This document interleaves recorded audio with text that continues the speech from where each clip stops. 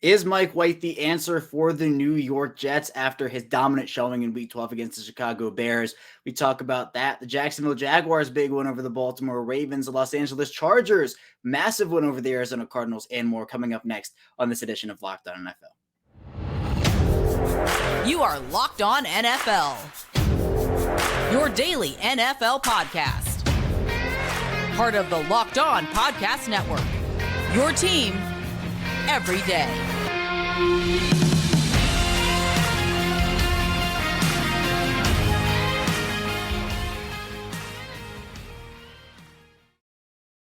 Welcome into another edition of the Locked On NFL podcast, part of the Locked On Podcast Network, your team every day. It is Monday, so that means you have me, Kevin Oestreicher, one of the many NFL experts here on our network. And thank you so much for tuning in to us today, making us your first listen of the day. Free and available on all podcasting platforms, including over on YouTube.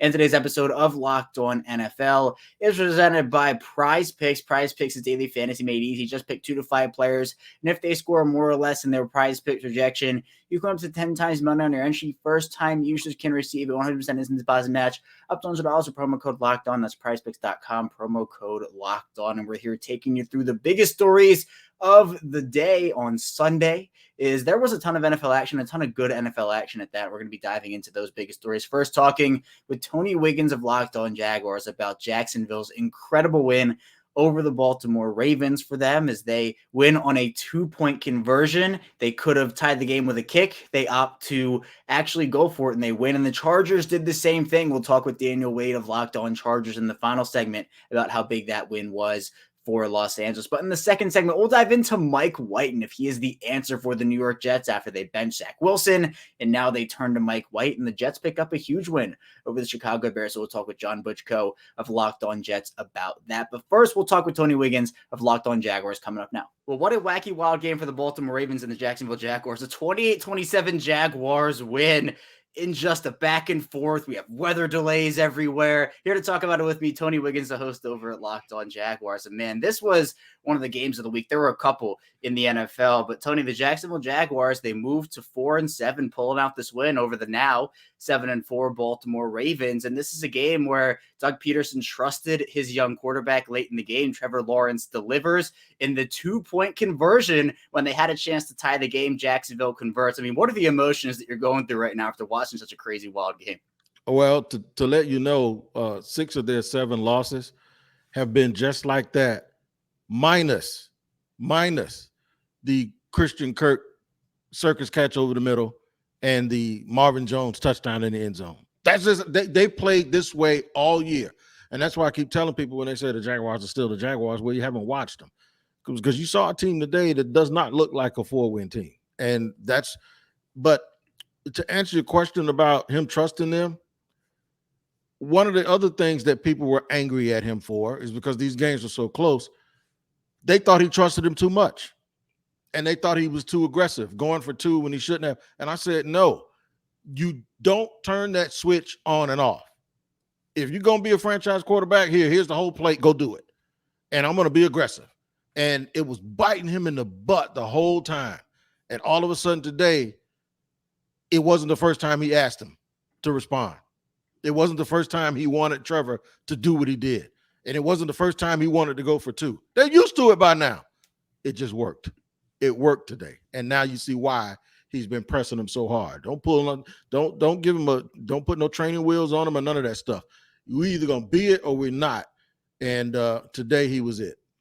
And this was an unbelievable effort by that Jacksonville passing offense because on the ground, Jacksonville could not get anything. 1.9 yards per carry for the day. You see Travis Etienne leave the game early. He doesn't end up returning to the contest. So a lot of JaMychal Hasty, some Snoop Connor in there as well. But Tony, let's move over to the defensive side of the ball because this is a Ravens offense that, yes, they did put up 27 points, but the Jacksonville defense for the first 3 quarters of this game, I mean, they did not let the Baltimore offense get anything going. Baltimore didn't score a touchdown until that fourth quarter. What'd you see out of them today?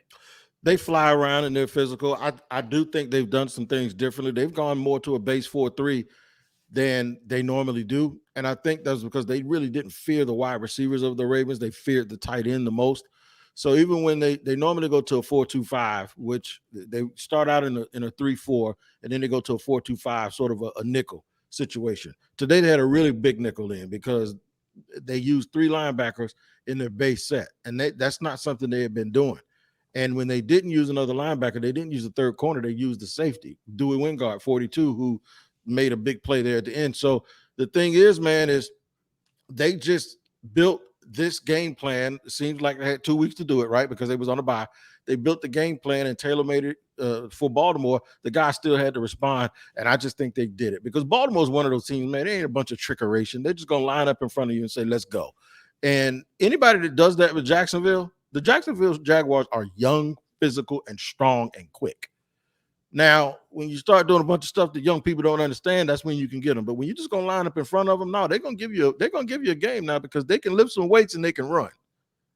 And you know what was the most impressive part to me of that defense, Tony? The fact that they held Baltimore to 2 of 5 in the red zone. Baltimore got down to the Jacksonville 10, the Jacksonville 12, and they left a lot of those possessions with field goals. Talk about how important that was. It was extremely important because that would mean that they would have had to speed their process up and start playing the way that they haven't been real successful. They've been more successful when they've passed the ball and been aggressive passing the ball when it wasn't predictable that they had to do it. That's why I tell you they've lost a lot of close games because at the end of games, normally they're in that situation a little bit earlier where they're desperate and they have to throw more than they like to, and people start teeing off on them. Today, it just happened to work because guys just said, we ain't losing today. We're not going to lose today. And Trevor Lawrence was on point with his passes, man. He completed some passes that 6 or 7 guys in his league can complete. And it just worked out today. And now I think they're going to use it as a springboard to continue to build confidence for themselves. And look, I'm not going overboard here, but they're 4-7. The Titans are 7-4, and they've yet to play them. They got to play them twice. So we'll see what happens down the stretch. And if they can go on a little bit of a run, they look like a team right now. Nobody wants to play them. If you really watch the tape, they've done this all year. They just didn't finish. Today, they finally finished. And if they figure out how to finish, they're going to be a problem for a lot of people. Right, and you mentioned Tennessee losing today, Houston losing today as well. The Colts still have to play on Monday Night Football, but does this outcome, Tony, change your outlook on the rest of the season for Jacksonville as a whole? It does, because I think what they saw in Trevor Lawrence, when they were going for the 2-point conversion, the crowd stood up and was going crazy. I said, I told my wife, even if they don't make it, they're going to give them a standing ovation because they went for it. And they were like, hell no, not today. So my thing is I think moving forward, they now know that they have a quarterback. You don't do that against this type of team.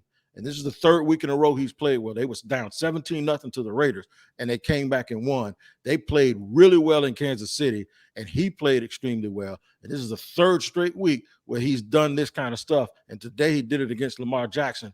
You don't do that against Baltimore, and it looked like, and it's luck. No, it's not luck. This is just who they are. They just have to figure out how to keep executing and go play by play and not do dumb stuff. And I think they'll be fine as they get a little bit older and a little bit more talented. Yeah, and the AFC South right now, it's looking a little wide open with the Tennessee loss. And you mentioned Tennessee still having to play Jacksonville twice. Is this a division they can win? Yeah, that's a bonus right now. That's a bonus. The fact that they have a shot at the division. It's just that I just can't get past Trevor Lawrence answered this question that has been permeating over this franchise ever since they picked him, and a lot of doubt creeped in. He has answered that question about what he is as a prospect, what he can be as a player, what he can be as a player. And what I believe now is whatever the outcome of this season, the Jaguars fan base can finally say, okay, we do actually have this key piece that everyone keeps talking about. So the bonus part of it is if they get hot and win the division, yeah, man, that's good. But the biggest story to me is the fact that kid graduated today and he grew up. And that's the biggest thing that I can think of that Jaguar fans are happy about. Even if they hadn't won this game today, they'd be riding home in their cars and they'd be saying, it's on. We're ready to grow. Now we're ready to grow. Yeah, monumental game for the Jaguars. Big win snapping Baltimore's 4-game winning streak, and that's big for a Jacksonville team, a young Jacksonville team moving forward here. But that's all I have, Tony. Thank you so much for hopping on. If you want to go check out Tony's work, be sure to follow and subscribe to Locked On Jaguars podcast, part of the Locked On Podcast Network. Thanks so much, Tony.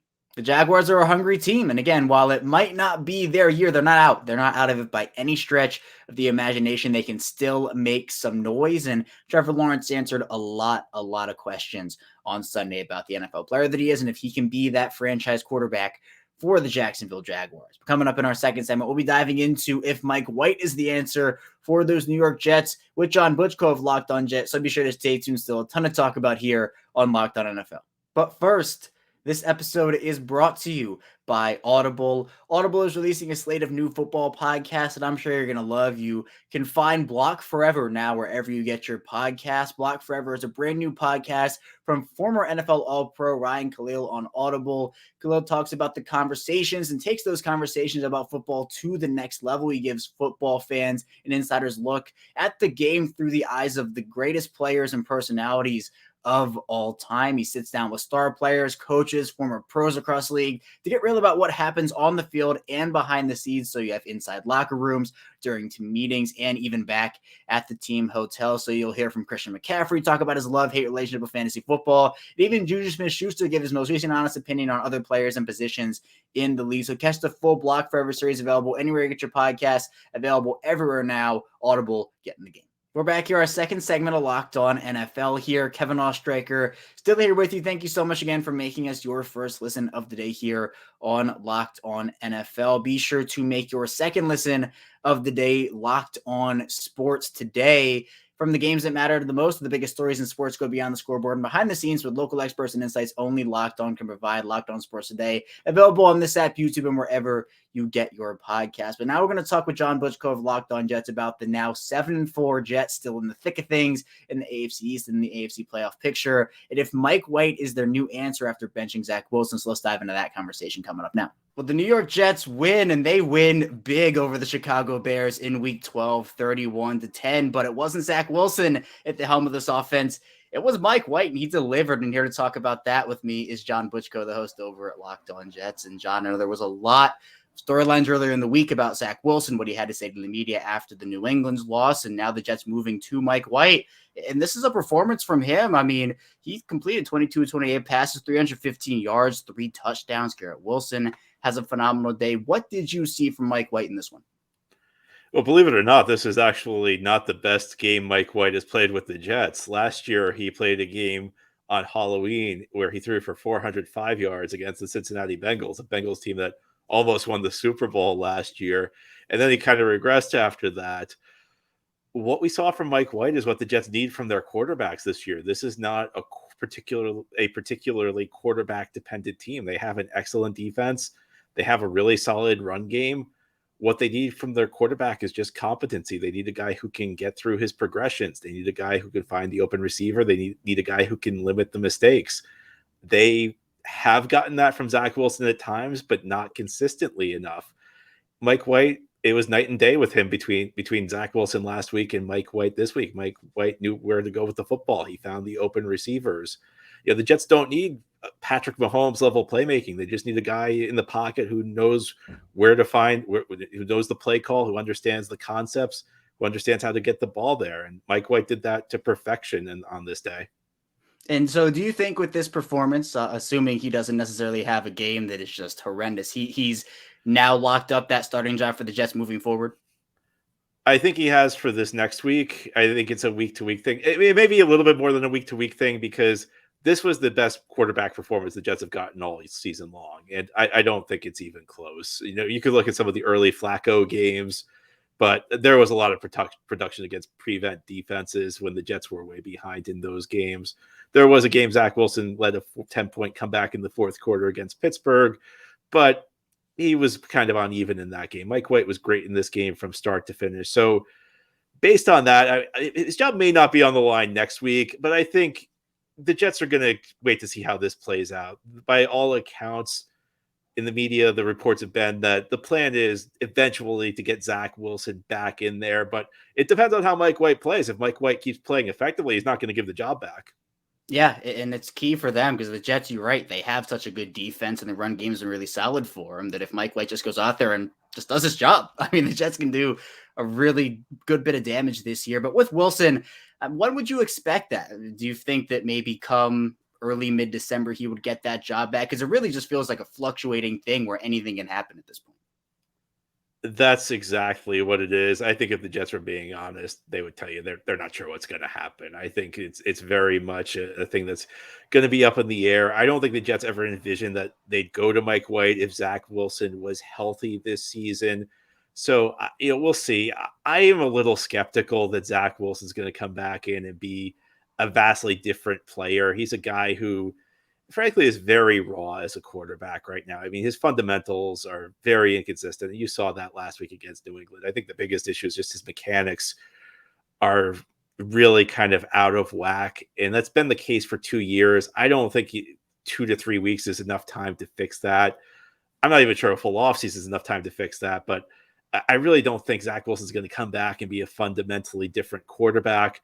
The question is whether, the play falls to a point where you just have to take a shot at it. I would not be surprised if Mike White, and we're getting ahead of ourselves here because he just threw for 315 yards and 3 touchdowns. So, if he keeps playing like this, he's going to stay the starting quarterback.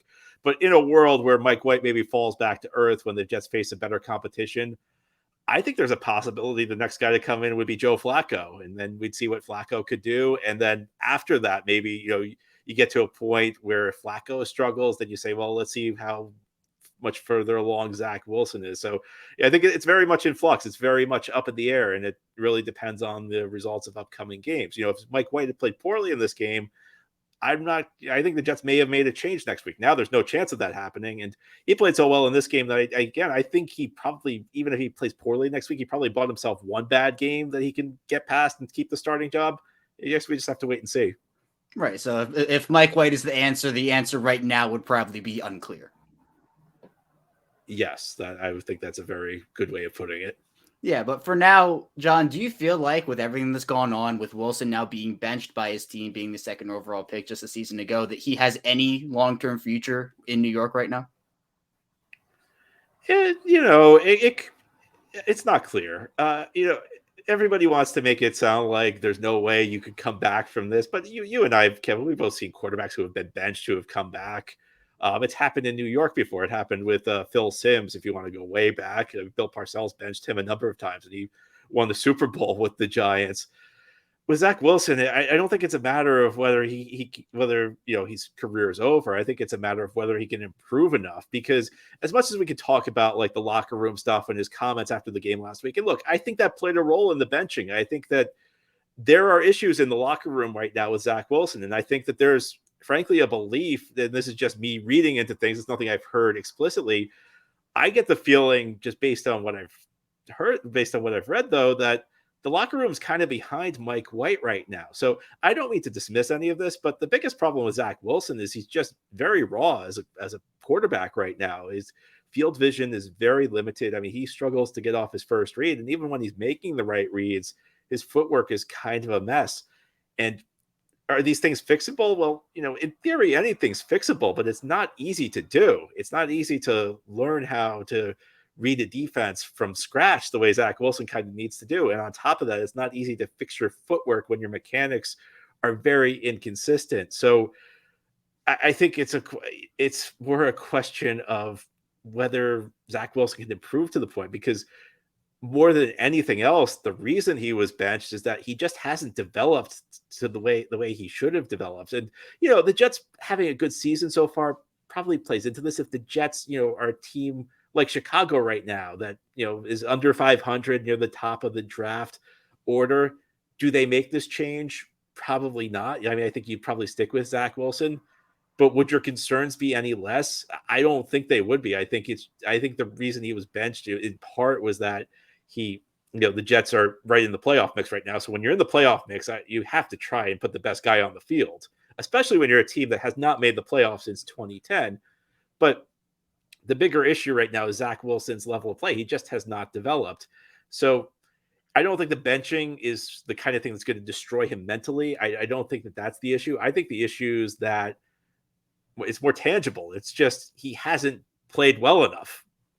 Right. And for a team that has done so well this year, they're a 7-4 football team now, right in the thick of things, honestly. Even if they get what Mike White did against Chicago on Sunday, or even a little less, I think that they could make a real run here as the season goes on. But for more on this Jets team, be sure to follow John's work over at the Locked On Jets podcast, part of the Locked On Podcast Network, your team every day, John. I appreciate you. Thanks so much. The Jets are talented. They have a very talented ground game. They also have a very talented defense. And if Mike White can provide them with what he did against Chicago, or even a little less than that, the Jets could make some noise here coming up as the rest of the season goes on. But coming up here on Locked On NFL, we're going to be diving into those Chargers with Daniel Wade of Locked On Chargers, talking about their big win over the Arizona Cardinals. So be sure to stay tuned. Still a ton to dive into here on Locked On NFL.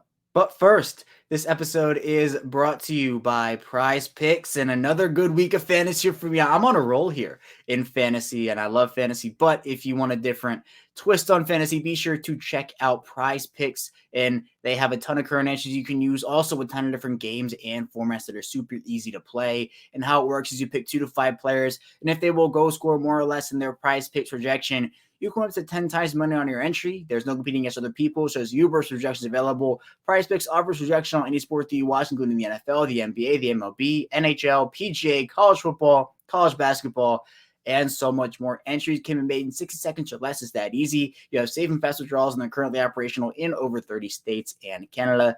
Download the PrizePicks app or go to prizepicks.com to sign up and play daily fantasy sports. First-time users can receive a 100% instant deposit match up to $100 with promo code Locked On.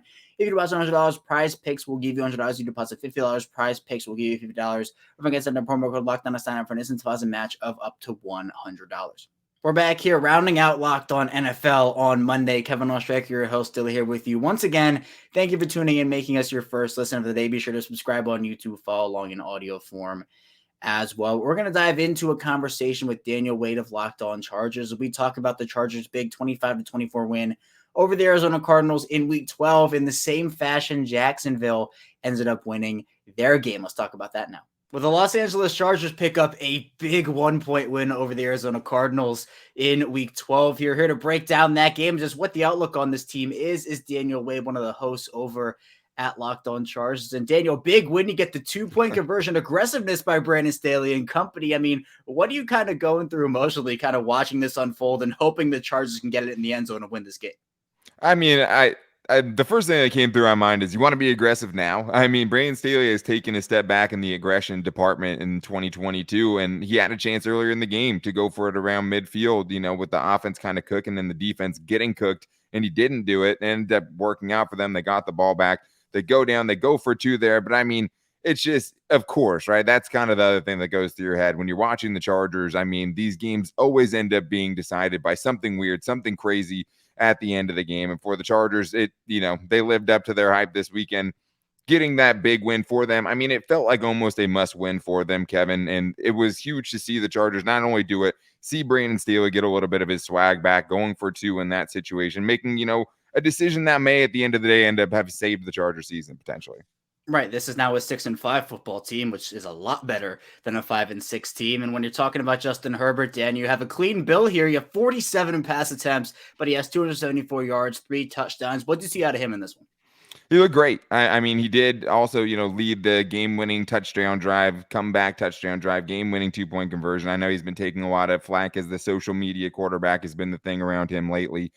And he had a couple of tough throws in that fourth quarter. He should have gotten intercepted at least once in that fourth quarter, and it looked like it was kind of the same thing, him trying to do too much behind a bad offensive line that got more injured during this game, lost their all-pro center, Corey Linsley, to a concussion, who has been their only rock in the middle of that offensive line, really the only purely positive player that they've had there. They lose him. The offense takes a hit. Justin Herbert's under incredible pressure, but he looks like himself again, and that's the difference. After the rib fracture that he got earlier this season with the cartilage there, he didn't look the same. After the bye week, he's looked a lot more like himself, and it was nice to see him kind of shake off the rest of what had been a couple of really, really rough fourth quarters from him and still come back. And when the Chargers needed him in the biggest moments, he came through. I mean, I thought he was awesome again in this game. He's just looking more like himself, which is what the Chargers fans needed to see. Unfortunately, the rest of the team around him has been, a bigger question mark. Right. And moving over to defense, you have the Chargers giving up 366 yards of total offense, but they do force the 2 turnovers. How would you kind of assess this performance from the defense? Up and down, as it always is. I mean, it's a hugely flawed defense at this point of the season, until they can get guys like Joey Bosa back. I mean, it's going to have to be that way. It's going to have to be takeaways and things like that, because even on the drives they got the takeaways, the ball was getting driven on them. I mean, they didn't force a punt from the Cardinals until about 10 minutes left in the second half. And then the second half, at the end of the game, they get 3 consecutive 3-and-outs. Like, it doesn't make any sense a lot of times with this Chargers defense. James Conner was averaging, 3.7 yards per carry going into this. He ran all over him, ran for $120 against the Chargers defense, averaged like 7 yards a carry. So they're a hugely flawed defense. Today, they came through in the big moment. Last week, when Patrick Mahomes got the ball back, no one had a lot of faith, and rightfully so. The Chiefs go down and score the go-ahead touchdown late in that game. This week, they needed to get the ball back for the Chargers offense, who punted the ball back with just over 2 minutes to go. They get the 3-and-out they needed. It's a hugely polarizing defense, a terrible tackling Chargers defense. That definitely showed up on Sunday. But in this one, they definitely deserve some credit, at least for the end of the game. Those 3 consecutive 3-and-outs, they obviously don't get the win without that. Yeah, and now for a win like this, you have the trust between coach and quarterback, the epic 2-point conversion victory. Does a win like this change your outlook on what this Chargers team can do this season and what your overall outlook was maybe heading into the week? I don't know if it changes what it was going into it, but they definitely saved their season to a certain extent. At least they keep themselves in the running. I mean, they're a flawed team, and they're going to have to, still probably go 4-2 down the stretch to get to 10 wins to, hopefully lock up a playoff spot as that 7th team in the wild card. But we didn't learn anything new about the Chargers really in this. I mean, I think it definitely gets more buy-in when you have a victory like that. I remember in 2018, the last time they made the playoffs, they had the game against the Chiefs where Mike Williams catches the 2-point conversion. They win 29-28 in Arrowhead. And that ended up really kind of making that team believe, okay, we can hang with the best teams in the NFL. The Cardinals aren't that, right? So you can't get that same effect. It's not really like locking up a playoff spot for them or anything. But they have much tougher games on their schedule. They had to have this one. I mean, they still have the Titans and the Dolphins on their schedule. Both of those teams are playing much better than the Chargers right now. And for the Chargers, a lot of this is going to be taking care of business against bad teams. They get the Cardinals this week. They get the Raiders next week, who just came off of a huge win, and that team's fighting hard. There's no more easy games left on the Chargers schedule. They're all going to be hard fought, but they need to win games like this because I don't see them beating the Titans at this point. I don't see them beating the Dolphins. These are the kind of games they're going to have to win if they're going to make a run. As far as their overall outlook, though, I mean, I don't think they're going to make a deep playoff run because of this game or anything like that. They're still a hugely flawed team, and all of that showed up. But it keeps them afloat. It keeps this team bought in. It still gives them something to play for at this point of the season, which isn't something to overlook. Right, and you mentioned something there about their ceiling, what they could do in the playoffs. What do you think the ceiling is for them? Let's say they do end up sneaking in the playoffs. What do you think they could do come playoff time? It's hard to say right now. I mean, they have a few guys that need to get healthy. I mean, without Joey Bosa, this team isn't doing anything in the playoffs. He tore his groin earlier in the season. He's been gone for about 10 weeks now. We just keep hearing that he's back in the building, he's practicing.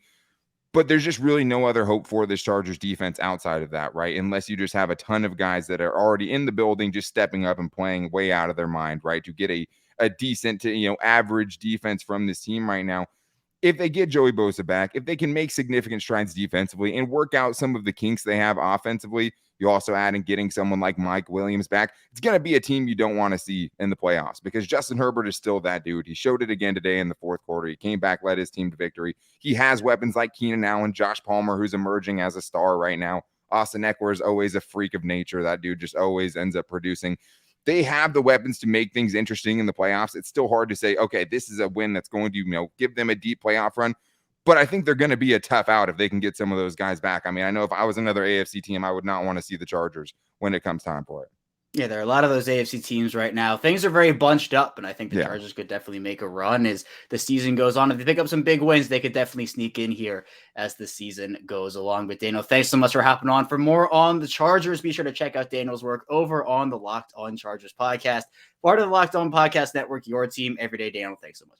The AFC is wide open. There are a ton of teams. It seems like it's going to be running through Kansas City for the time being with the way that they're playing, but anything can happen come January, come February, and if the Chargers can sneak their way into the playoffs, who knows? They could definitely make some noise here. But that's all I have here today on Locked On NFL. Thank you so much for tuning in here. When we get back here tomorrow, we'll be diving into more content with your Tuesday host, so be sure to stay tuned for that, and we will see you right back here tomorrow.